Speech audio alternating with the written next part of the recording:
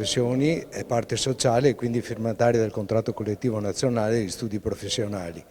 In tale veste ovviamente applica il welfare contrattuale in tutte le sue espressioni.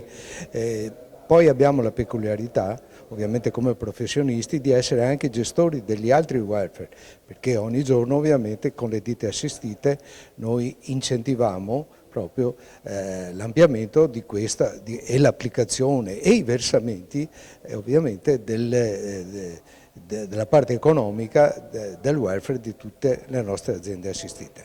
Veneto Welfare Day. Ovviamente è un progetto importante, interessante, anche perché amplia la possibilità di intervento sia in un welfare dedicato ai lavoratori e nella fattispecie i nostri dipendenti sono per la maggior parte donne e quindi con un'acquisizione di welfare tutto particolare e utile, ma poi ormai il welfare si rivolge anche ai datori di lavoro nelle sue espressioni e nelle loro necessità, soprattutto dal punto di vista sanitario.